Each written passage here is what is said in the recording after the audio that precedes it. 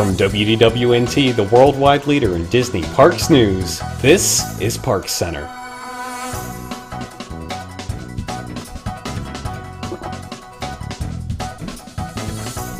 Hello there, everybody. Welcome to this week's edition of ParksCenter. My name's Ben, and joining me on tonight's show, we have Allison. Hey, everyone. Tyler. Oh, hello from Canada. Nathan. Kungaloosh. And Rob. Sivako? It works. Someone's got to do it, right? Yep, I feel like I'm filling in for Pete. I need to fill in for Pete. There you go. Yeah. Mm-hmm.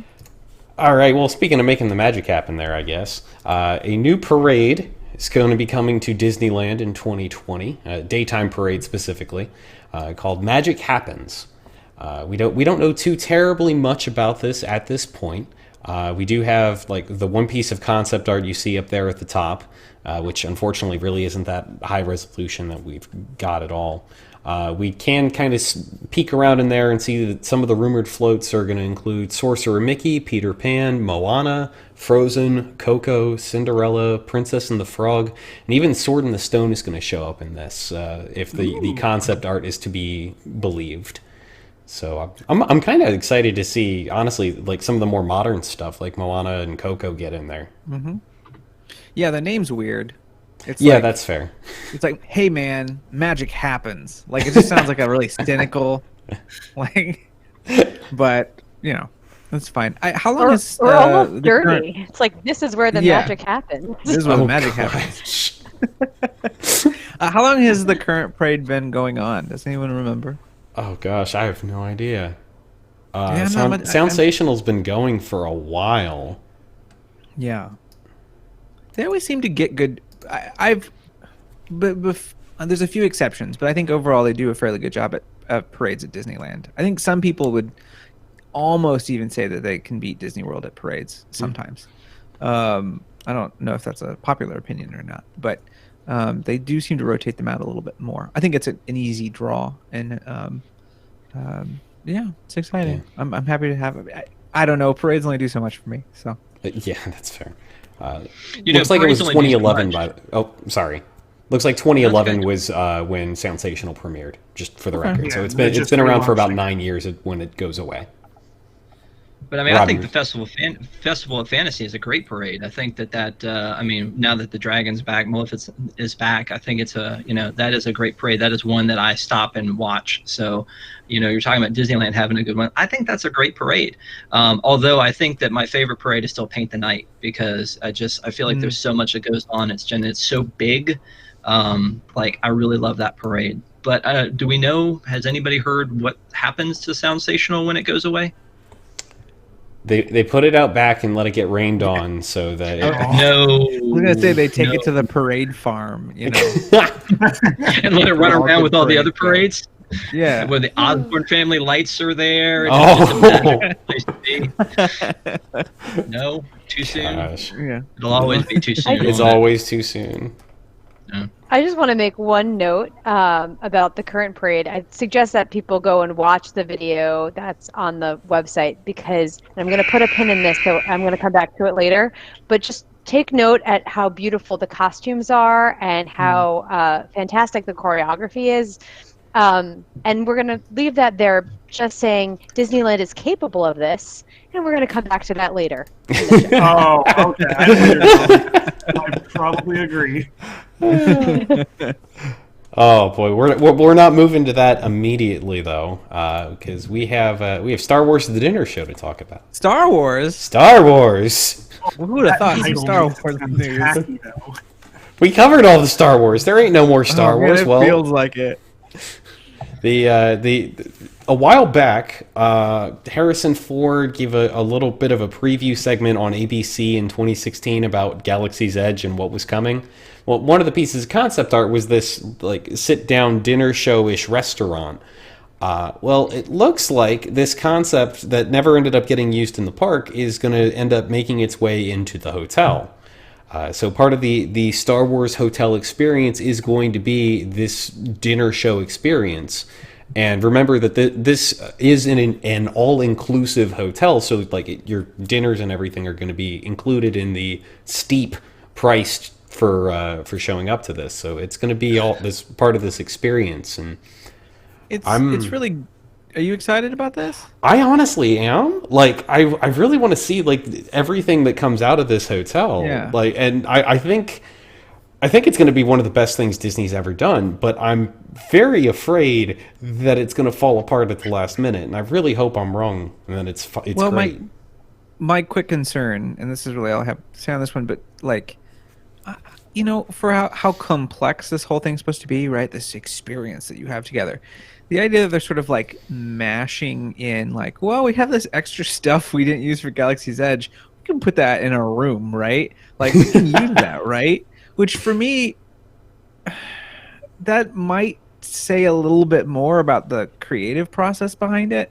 I'm sure that they're going to do a great job. I'm not trying to be like super negative, but it's just like one of those things where you're like, okay, we have this really complex puzzle box, and they're all square, you know, holes, and now we have this like circle peg of a thing from another area, and like, you know, that's my concern. But I hope it works out.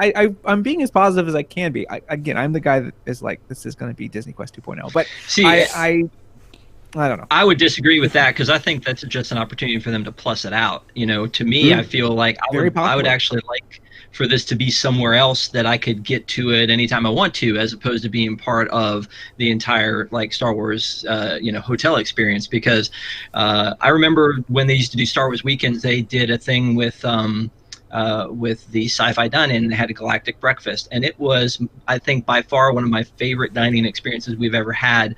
And it's just because you had access to all these Star Wars characters you don't normally have, and the cool foods and all that kind of stuff. So I would love it to be somewhere where I could go on a regular basis, as opposed to having to check into the hotel to do it. But that said, it's kind of the whole cruise ship idea, where you have all of these different restaurants that you go to on the cruise ship, and each one has its own theme. And I think they've been given this opportunity to take something that's already probably all put together and just say, hey, we'll take whatever was the restaurant idea we had before and plus it out.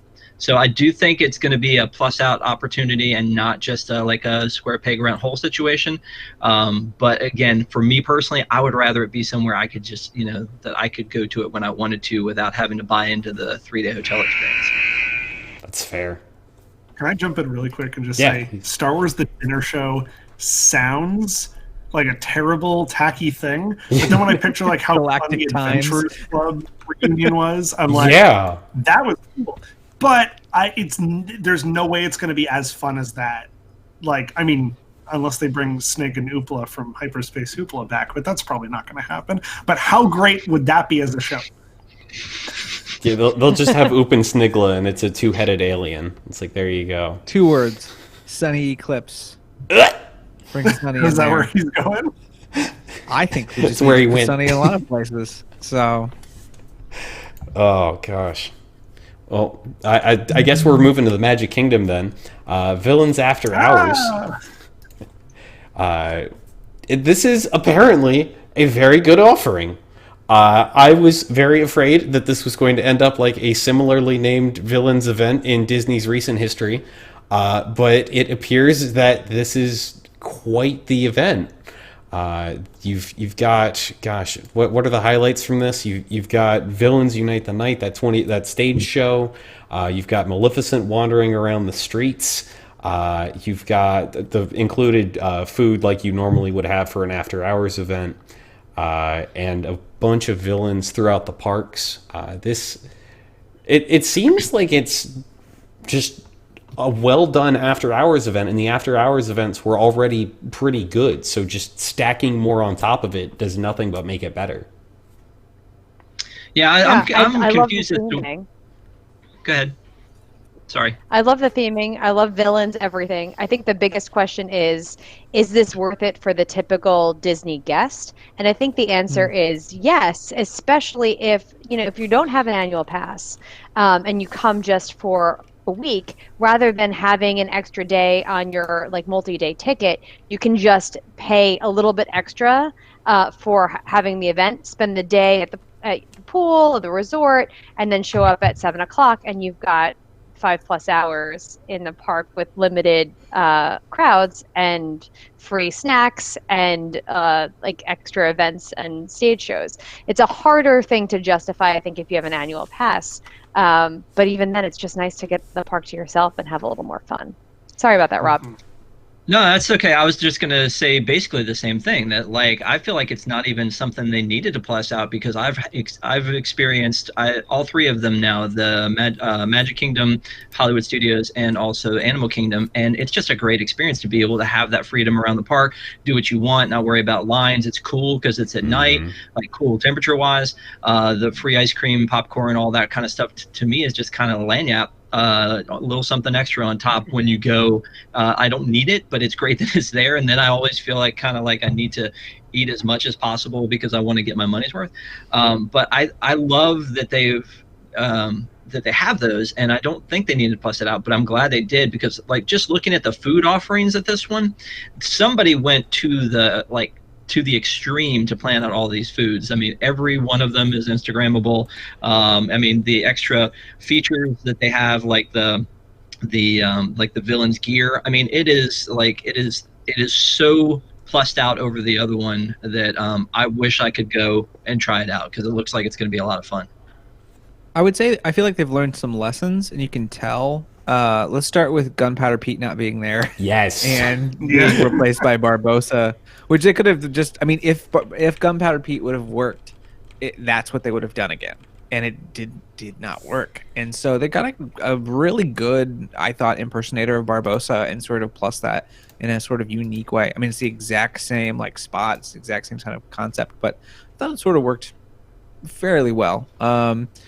Beyond the fact that means Barbossa's in the ride twice, but then again, Jack's in it like 7 times or whatever, yeah, so it's not a big deal. I would say though that the actual show in front of the castle is rather poor. The projection mapping and each villain sort of having their own style on the projection mapping was really cool, but the dialogue is really rough, and it feels like it really didn't get the time it needed to create a story of any sort of interest. But you know, it is what it is. I think there's definitely a lot of pluses. I love the Guardians of the Galaxy font that they used on the logo. But anyways, that's a graphic designer. That's a fair point. Yeah, no, I agree. They got that right now. Mean, it's like you could have done something else, probably. They got that in Illustrator right now. You know, they got like folder Epcot future projects. We'll just drag that out of that. We'll plop it onto here. We paid for the font. We may as well use it. We already got it. After dark. Yeah. Gosh. All right, moving to the studios for some more Star Wars shenanigans. We have some Fast Pass tier changes coming to Hollywood Studios on August 29th. I wonder what could be happening that day. Oh, it's because of Food and Wine. Oh, right. Yeah, food wine card. It's Food and Wine adjacent, probably. Yeah, we're changing it at studios for food. Yeah, so... Yeah, that's why. It's because they know things are going to get crazy at Food and Wine. And everybody's going to come over to Hollywood Studios just to get away, beat the crowds. So here's the highlights here. Twilight Zone and Rock and Roller Coaster are moving into Tier 1. And I would presume that we will be having Millennium Falcon joining that Tier 1 attraction list once it opens. Yeah. Well, I would assume that it's not going to be in Tier 1, that it's going to be its own thing, right? It's going to be a separate reservation. I don't think for a while. Like, I don't think that's they're what even going to get them. Yeah. Yeah, I think it's going to be its own reservation. Oh. Well, okay, so I guess, it's just going to be separate from the tiers completely. So then if you're locked out of Star Wars Land because of either it's a reservation or it's too crowded or whatever, then you're going to want to go to all the marquee attractions, which I guess is why they protected them under this Tier 1, I would assume. That's fair. This might actually make some of these better, possibly, because now that Tower is like a Tier 1 and people are already sort of looking towards, if you look at what happened at Disneyland, I'm not saying it's the same thing, but at all, because there's like far less attractions and things to do at Hollywood Studios, but everyone's going to be at Star Wars, and then you can only pick Tower, once and of these other options. So if you don't pick something like Tower because you want to do something in Toy Story Land, that might actually free up Tower a little bit more than it being a tier 2. My math could be horrible on that one, but it's possible. I don't really have any issues with any of these, and I really love that they're like tier 2 if you want to get into the shows. I don't know. You got to be a complete dummy to like spend any sort of fast pass on any show. So I mean, that's the same. That's the same as Epcot now, though. I mean, Epcot is the same way. Those last two, I'm sorry, Allison, the last two are just like, to me, sometimes throwaways because Figment's going to be walk on and all that other stuff. So, I mean, but I don't know, Allison, what were you going to say? That Nathan said he didn't have many issues with these. I have some issues with these. Mostly, this just reflects how lopsided this park's offerings are. Oh, well, yeah. No, don't get me wrong. And let's talk about wasting fast passes. Certainly don't get a fast pass for shows. Beauty and the Beast, it's been there 30-something years. I don't know, since the park opened, basically. And then if anybody wastes a tier 1 fast pass on alien swirling saucers, I want to talk to you. Oh gosh! I mean, this is you want to talk to them and you want to tell them it's a walk on at the end of the night. It is. There's no need to ever book a fast pass for that. Yeah. But people who don't know that, people who are from the outside, I think that's the same thing about Epcot. Right. People who don't know you don't need to fast pass Nemo. People who don't know that you don't need to fast pass those others actually probably think, okay, cool, I've got, I've got this, I've got that. But I think, and maybe I'm wrong on this, that after they put the Star Wars rides into the Fast Pass system, which has to happen at some point, I assume, the Tier 1 and Tier 2 will merge, and it'll be Star Wars Tier 1 and everything else Tier 2. But right now, you're right, it looks super lopsided. I think Slinky will stay Tier 1. I think that you will see more shifting, I agree, once Rise enters the picture. I think until Rise enters the picture, this is sort of the framework. But then things are once Rise rises. Rise rises, So I just want to throw in real quick that I think the reason that we've got those like trap fast passes at tier 1 is so that you can get a tier 1 guaranteed. Trap pass. It's no, it's a buffer. Because if it runs out of everything else, then at least you can get something, and that's what they need to put. Trap pass. I really like this. That might show up on another show at some point in time, folks. I like trap pass. Somebody quick, write that down. There you go. All right, moving to more studios news, more Star Wars news, because that's all anybody can talk about anymore. So Disney has clarified the proper attire rules within Galaxy's Edge, which thankfully is not because people were wearing too little, but because they were trying to wear too much. The main problem was that people were wearing the cloaks that were purchased inside the land, which is not okay. You also cannot be Chewbacca, you cannot wear full armor, and you cannot be an X-Wing pilot. But I love these official photos. Of those are this is not us. If you look in the corner, it says copyright Disney in the corner of this picture. That is not us making a goof here. So here's what I was trying to figure out. Do you think these photos are? Do you think these were people who literally tried to get in dressed like this, and then they had to flag them? No. Why they have access? Look at the backgrounds on that. It looks like D23 pictures. I guess I was looking at the happy to have just been kicked out. Yeah. No full character suits. So you Yeah. cannot wear a Chewbacca fursuit, everyone. I don't Sorry. That I don't have a problem with. It's the buy a robe and can't wear it. That's the part I have. Yeah, it's a little Right. It looks like Can we throw that up again? Yeah, sure. Those are robes. Well, I love this idea that but you can come dressed as a person from Batuu. What are you talking about? You can't wear a robe, but you can dress like a cast member? What is can this dress like system Rey. That they've created? Yeah, I don't understand. That's Rey's outfit. Rey's That makes costume. no sense. Yeah. That's not even Disney bounding. That's just straight up Rey's costume. One guy, except for the orthopedic shoes, he looks like a cast member. Dude, I no lie, I love that outfit. Yeah, so you can't go around wearing a robe that we gave you, literally in a store. But please, come dressed like all our cast members. I'm sure that won't cause any confusion. How do you do this so poorly? This is so easy. And this is after it's already opened. Is the thing, they didn't figure this kind of stuff out before. Thought through. Yeah, it's crazy to me.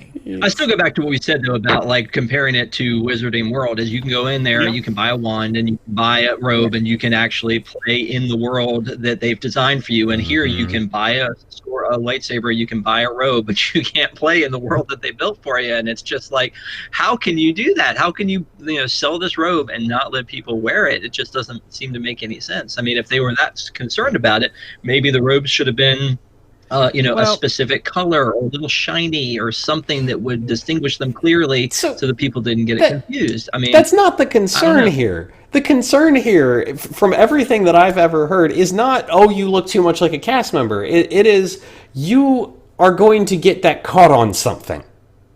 Because they billow all over the place. It's a safety concern is the reason that they don't let you do this. Is everything that I've ever heard about this. Because, like, if you take a look again at these pictures, like, Mr. on the right there looks more like a cast member than half the cast members. Like, that is... for sure. That is not the concern. It is simply the fact that we don't want you getting this caught on something and like turning into Dyna Guy here. Like this it doesn't have to be. It has to be more than that, though, right? Because there are other things that they sell, like that are not just the robes, right? And that also they say you cannot wear in the land. Yeah. Is there? It's not just the robes. Like, Like it's a whole mix and match. They have a bunch of mix and match stuff that you can do, and you can't wear any of it in the park. Now, I think the difference here, if we want to make the comparison still, Universal, the robes, like, they're made to go, like, zipped up. Like, if there is a big difference between these two robes, it is that, like, school robes at Hogwarts are meant to not be, like flowing. They very much stay where they're at. And I think that is a big difference, and I can understand that safety concern. That still doesn't explain come dressed as a cast member. I cannot... So, anyway... I almost got kicked out of a park once for that. I also think what's funny. I think what's funny is this is the other difference is we're not talking about when you mentioned lightsabers. This is the first land any theme park has ever made that is currently under oppression. Like there's like stormtroopers everywhere, right? And so there's this idea of like we're gonna let you spend $200 to build a weapon, but then we know that you're like 13 and you're gonna go and like hit a stormtrooper who's like 22, like a cast member with this weapon in this occupied area. Like they want you to do all this stuff, but then you can't use any of it because there is a legitimate conflict that they're trying to create in this narrative. And the only answer to a lot of that is like, well, kill the stormtrooper. I'm still waiting for an 8-year-old to stab Kylo Ren. I'm waiting for hand motions. I want a stormtrooper to come by. I want that to happen. Oh, that's fun. That's going to be the next. If you tell Woody Andy's coming, he's going to fall. It's like, if you just hand motion a stormtrooper, he's going to go away. So don't overdo it, folks. Don't. No. Already overdone. For the rest of the people trying to have fun in general. Allison, let's get to a topic you're really interested in. Here we go. Cue this one up for Allison. Here we go, everyone. You just go. Just go. Okay. Remember we put a pin in this before? So when we talked about Magic Happens, we talked about the fact that Disneyland is capable of putting together amazing costumes and amazing choreography. Well, they've got a new show in Pixar Pier that's Lion King themed. And let's take a look at these still photos, which, by the way, give some idea of the production value of this show, but you really can't get the full effect unless you actually watch the video. And I suggest watching them side by side and maybe pausing every 2 or 3 minutes just for comparison what they were doing in the parade and what they do in this show. Because this show looks like a high school production of, and for all you musical theater nerds, Once on This Island.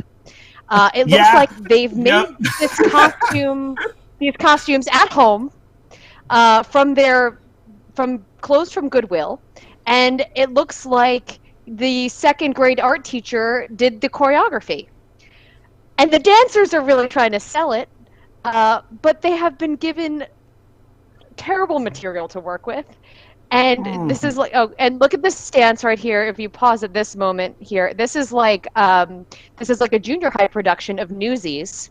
Yes. And they're about to Newsies today. Yeah. That's what I saw. Oh my God. Seasons of Love right up at the back top. So Seasons of Love is happening in the back of the stage there with those two holding hands. And in the foreground, we have Open the Gates and Seize the Day. And everybody's wearing their grandmother's clothes. What about knockoff the, Tree of Life in the eighth- back there in the center? Oh my The gosh. 8th grade art department has put together a Tree of Life. And what? It's a crazy high we school know they're capable film of- adaptation, of Gods Must And Be it's Crazy. not as- Yes, oh, gods must be crazy. Sorry, I'm still going. How are they I'm still going. supposed to make money Go. from Lion King? Go, It's Allison. not as though Disney is unfamiliar with stage versions of The Lion King that could be successful. They have, like, the longest running Broadway musical in Disney history is still running. It's The Lion King. It's amazing, and it's touring all over the nation and has been for literally decades. And Animal Kingdom has one of the best stage shows ever created, has been running since the park opened.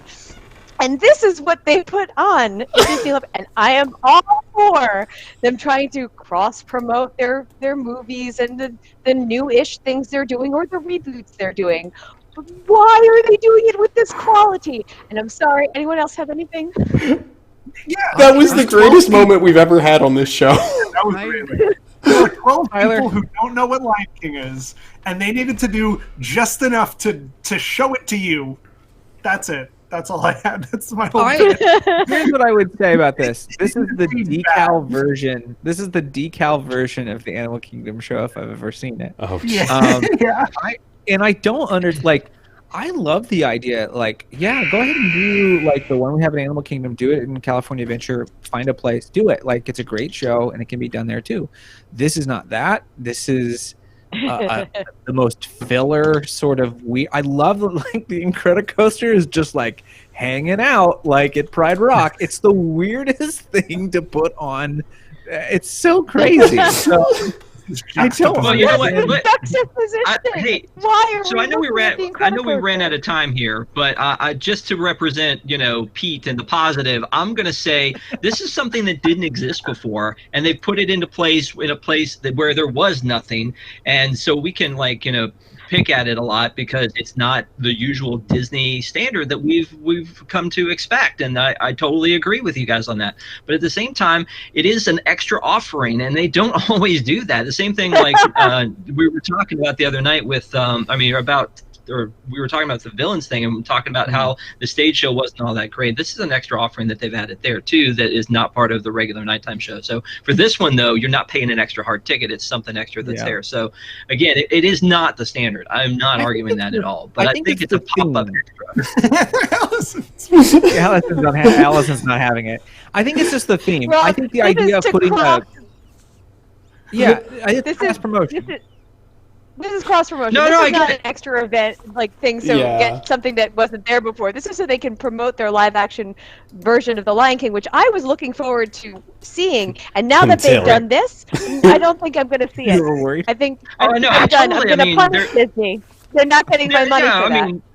No, but I mean, again, the same thing goes to the fact that it could also be an additional, like, hey, can we drive anybody away from Disneyland because we didn't get this Marvel thing done in the time we wanted to? I mean, is that all possible to do?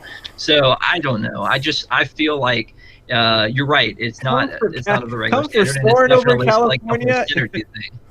Yeah, it's What? come for Soarin' over California and a cardboard Lion King show. Like this Somebody's gonna do it, man.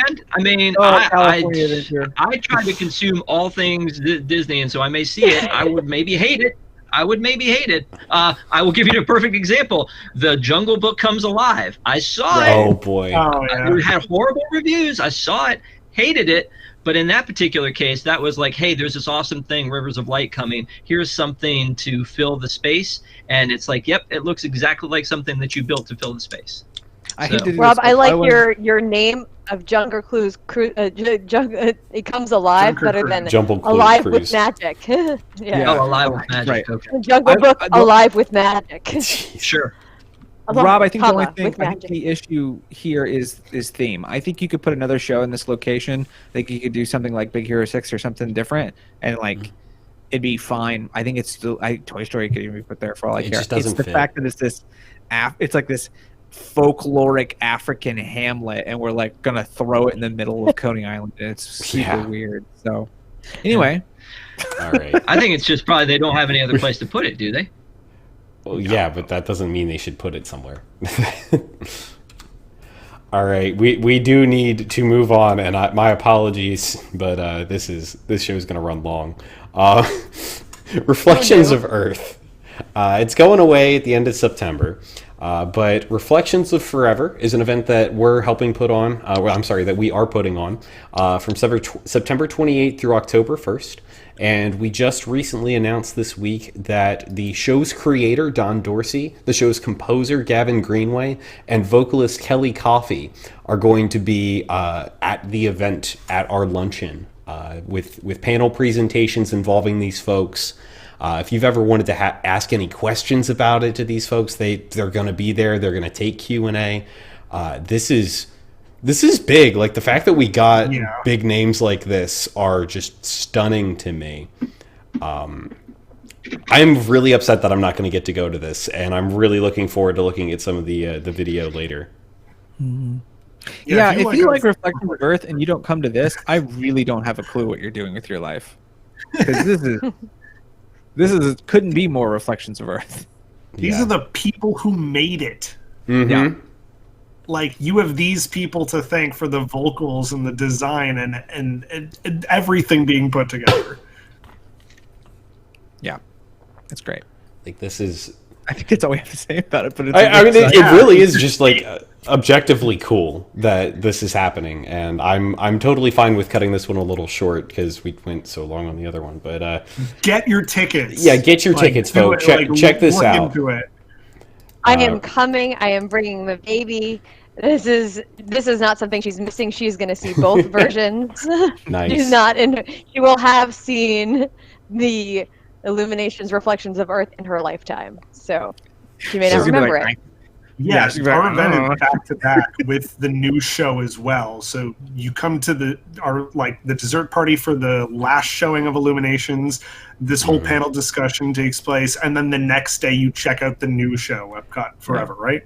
Yeah, and then Allison's baby also a dessert party. Words, which is it stinks. She's going to be like her dad and hate Disney, and it'll break my heart. Water ski. All right. So, yeah, folks, if you're interested in seeing any of this, reflectionsofforever.com is the website you're going to want to head over to get tickets. Our VIP packages are currently on sale. It is a little pricey, but there are a lot of things you're getting for that. So do the research and check that out if you're interested. But if you can't make that price point, we are going to have tickets go on sale for all of the individual events on June 26th. Or as soon as we sell out of VIP packages, if we end up selling out of them, which is a real danger. So if you want it, get a move on. So check that out again. That's reflectionsofforever.com. And if you are thinking about making trip plans to go to this event, we highly recommend that you talk to our travel sponsor, Never Grow Up Vacations, about booking that.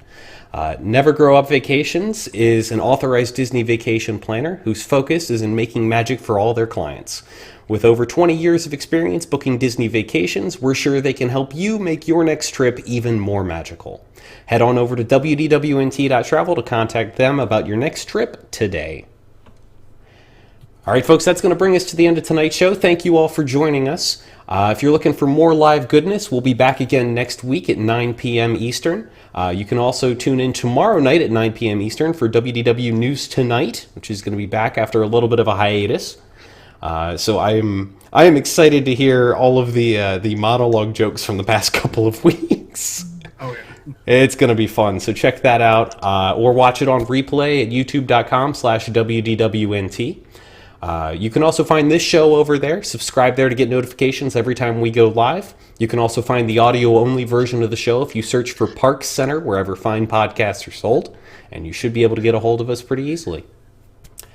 There is no post-show tonight. We normally do have a post-show. Apologies to our Wigs members, but over 2/3 of the staff has got other stuff they have to take care of tonight, unfortunately.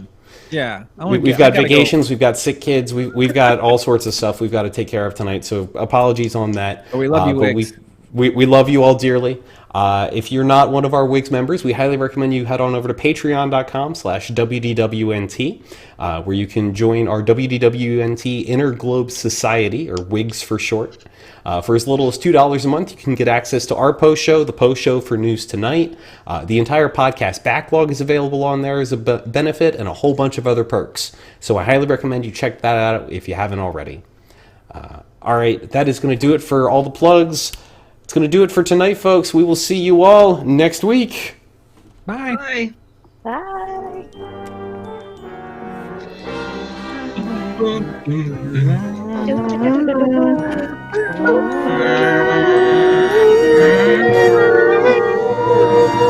Nom, nom, nom, nom.